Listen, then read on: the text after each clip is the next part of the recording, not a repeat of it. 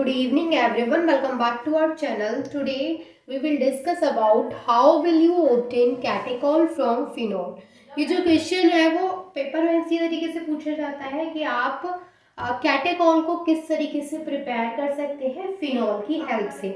तो देखिए मैंने आपको बताया था कि आप एस्प्रिन को किस तरीके से फिनॉल की हेल्प से प्रिपेयर कर सकते हैं। फिर मैंने आपको बताया था ऑयल ऑफ विंटर ग्रीन को आप किस तरीके से फिनॉल की हेल्प से प्रिपेयर कर सकते हैं। ये दोनों टॉपिक को मैं ऑलरेडी कवर कर चुकी हूँ। तो वहाँ पे मैंने आपको एक चीज़ बताई थी कि ये जो इस तरीके से क्वेश्चन आता है ना कि कैटेकॉल को किस तरीके से प्रिपेयर करेंगे with the help of phenol या एस्प्रिन को, तो ये कोई एक स्टेप रिएक्शन नहीं होती है। इसमें बहुत सारे स्टेप्स इन्वॉल्व होते हैं जिनकी हेल्प से हमें जो भी हमारा टॉपिक है उसको प्रिपेयर करना होता है।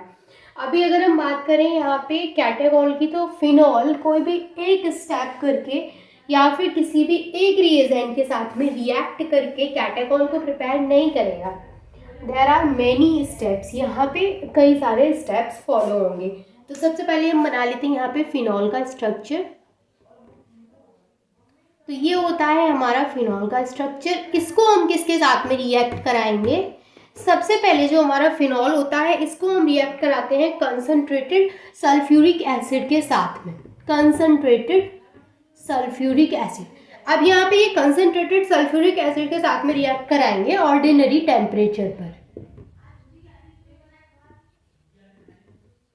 ऑर्डिनरी टेम्परेचर पर। तो गैस करिए यहाँ पे क्या बन सकता है? गैस करने की जरूरत नहीं है, मैं ऑलरेडी फिनॉल की रिएक्शन कंसंट्रेटेड सल्फ्यूरिक एसिड के साथ में जो प्रीवियस हमारे लेक्चर रहे हैं फिनॉल के उनमें कवर कर चुकी हूँ। तो आपको पता है कि यहाँ पे क्या बनता है? सल्फोनिक एसिड का फॉर्मेशन होता है, यानी SO3H हमारी बेंजीन रिंग से अटैच्ड हो जाता है। तो यहाँ पे जो SO3H अटैच होता है कौन सी पोजीशन पे होता है? ये OH एज इट इज रहेगा और इसकी ऑर्थो पोजीशन पे इस तरीके से सल्फोनिक एसिड यहाँ पे हमें मिलेगा। तो इसका जो नाम है वो है ortho hydroxy benzene sulphonic acid.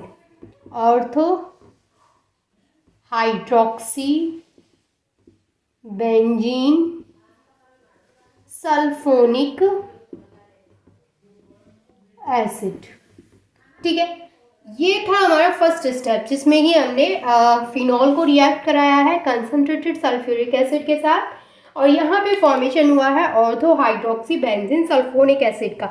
इसके बाद जो हमारा नेक्स्ट स्टेप होता है उसमें हम ये जो हमें सल्फोनिक एसिड मिला है उसको सोडियम हाइड्रोक्साइड के साथ में रिएक्ट कराते हैं। अब देखिए, जब हम इसको सोडियम हाइड्रोक्साइड के साथ में रिएक्ट कराते हैं तो ये है हमारा सोडियम हाइड्रोक्साइड। जब ये सोडियम हाइड्रोक्साइड के साथ में रिएक्ट करेगा तो यहाँ पे प्रोडक्ट क्या मिलेगा? जो यहाँ पे OH है और यहाँ पे जो SO3H है, इन दोनों पोजीशन पे ONA लग जाएगा, यानी यहाँ पे आ जाएगा ONA और यहाँ पे भी सेम ONA, दोनों ही पोजीशन पे ONA लग जाएगा। अब यहाँ से बाहर क्या निकलेगा? अब देखिए, यहाँ से बाहर होगा Na2 SO3 और H2। अब किस तरीके से होगा वो आपको यहाँ पे देखना है कि किस तरीके से कौन सा यहाँ पे बाहर निकला है। तो वो आप यहाँ पे देखेंगे कि यहाँ से क्या बाहर निकलेगा? Na2SO3 और बाहर निकलेगा यहाँ से H2 यानी वाटर का मॉलिक्यूल। अब ऐसा कब होगा? जब हमारा ये जो सल्फोनिक एसिड है वो रिएक्ट करता है सोडियम हाइड्रोक्साइड के साथ, तो यहाँ पे जो फॉर्मेशन होता है वो डाइसोडियम सॉल्ट का फॉर्मेशन होता है। ये कैटेकॉल का डाइसोडियम सॉल्ट होता है, डाइसोडियम सॉल्ट ऑफ कैटेकॉल। जब हमारा सल्फोनिक एसिड सोडियम हाइड्रोक्साइड के साथ रिएक्ट करेगा तो बस इतना याद रखिए कि डाइसोडियम सॉल्ट ऑफ कैटेकॉल वहाँ पे फॉर्म होगा। अब ये जो डाइसोडियम सॉल्ट यहाँ पे मिला है हमें कैटेकॉल का, इसको हम रिएक्ट कराएंगे फर्दर HCl के साथ। जब ये HCl के साथ में रिएक्ट करता है तो यहाँ पर जो Na लगे हैं वो दोनों Na यहाँ से हट जाएंगे और यहाँ पे इन दोनों Na की जगह पे हाइड्रोजन आ जाएगा। तो यहाँ पे आ जाएगा OH, यहाँ पे आ जाएगा OH। तो ये जो हमें मिला है ये होता है कैटेकॉल। अच्छा, एक चीज़ आपको मैं और क्लियर करा देती हूँ कि जैसे अब आपके दिमाग में आ रहा होगा कि जब यहाँ से ये दोनों Na निकलेंगे तो यहाँ से Cl के साथ बाहर निकलेंगे। यस ऑफ कोर्स, Cl के साथ NaCl बन के जाएंगे। तो आपके दिमाग में आ रहा होगा हाइड्रोजन तो यहाँ पे एक है। तो ऐसे नहीं है कि यहाँ पे एक हाइड्रोजन है, वो हमें क्या पता कि कितने हाइड्रोजन्स वहाँ पे हैं। तो वो डिपेंड करता है कि जो हमारा जो रिएजेंट है, जो प्रोडक्ट हमारा बन रहा है, उसकी जो रिक्वायरमेंट है उसके अकॉर्डिंग यहाँ पे HCl यूज़ होगा, ठीक है ना। अब जैसे 2 N है यहाँ पे, तो यहाँ पे 2 HCl होंगे, तो यहाँ पे 2 हाइड्रोजन यहाँ आ गए और 2 Cl एक एक Na के साथ निकल गए, यानी NaCl बन के तो 2 NaCl बाहर निकल जाएगा। तो ऐसा नहीं सोचना है कि यहाँ पे एक यहाँ पे मैंने एक NaOH लिखा है तो यहाँ पे Na2 कहाँ से निकल गया। तो वो पता है किस चीज़ पे डिपेंड करता है कि वो कितना रिक्वायरमेंट है वहाँ पे। वो जो रिएक्शन नेक्स्ट स्टेप करेगी, उसको नेक्स्ट स्टेप होने के लिए कितना रिएजेंट की क्वांटिटी यानी कितने मोल्स चाहिए, वो डिपेंड करता है उस पर, ठीक है ना। तो ऐसा नहीं सोचना है कि यहाँ पे Na2 है या फिर यहाँ पे एक HCl है तो यहाँ पे फिर एक हाइड्रोजन कहाँ से है। वो तो उसकी ये एक जनरल आइडिया होता है कि यहाँ पे HCl के साथ ही रिएक्ट करेगा तो कैटाकॉल बन जाएगा। अब कितने HCl यहाँ पे यूज़ हो रहे हैं वो डिपेंड करता है कि इसमें कितने हाइड्रोजन की ज़रूरत पड़ रही है हमें, यहाँ से कितने Na यहाँ से रिमूव हो रहे हैं NaCl की फॉर्म में, ठीक है।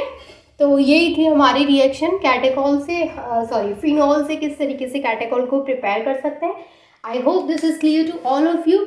हमारा जो चैप्टर चल रहा है वो फिनॉल चल रहा है, और फिनॉल की मैंने आपके साथ जो भी जितने भी टॉपिक्स कवर किए हैं वो सारे जितने भी हो सकते हैं ना, जितने भी हैं बुक में, वो सारे मैं लेकर के चल रही हूँ, 1 बाय 1 सारी चीज़ें आपको क्लियर करा रही हूँ। अगर आपने नंबर 1 से लेकर के और लास्ट जो हमारा लेक्चर रहेगा वहाँ तक के सारे वीडियोस देखे हैं, या फिर जब तक मैं कंप्लीट कराऊंगी आप सारे देखेंगे, तो प्रॉमिस कि आपका कोई भी टॉपिक नहीं छूटेगा। वहाँ से कोई भी टॉपिक मैंने नहीं छोड़ा है। जितनी केमिकल प्रॉपर्टीज़ थी सारी कराई हैं, जितने भी उसमें जितने भी मेथड्स ऑफ प्रिपरेशन थे सारे कराए हैं, और यहाँ पे जो भी अलग से रिएक्शंस पूछी जाती हैं, जैसे कैटेकॉल को किस तरीके से प्रिपेयर कर सकते हैं, एस्पिरिन को, ऑयल ऑफ विंटरग्रीन को, वो सारी चीज़ें मैंने आपको कवर कराई है।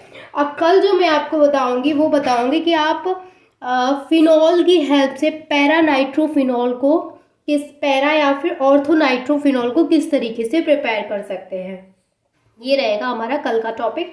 उसके बाद इस पर बहुत सारे टॉपिक्स हैं, फ्राइज रीअरेंजमेंट, बहुत सारे रिएक्शंस हैं, क्लेजन रीअरेंजमेंट है, रायमल टिमन रिएक्शन है, ये सारी जो है वो मैं आपके साथ डिस्कस करूँगी। इवन इनमें से मैं कई सारी रिएक्शंस को आपके साथ डिस्कस कर भी चुकी हूँ।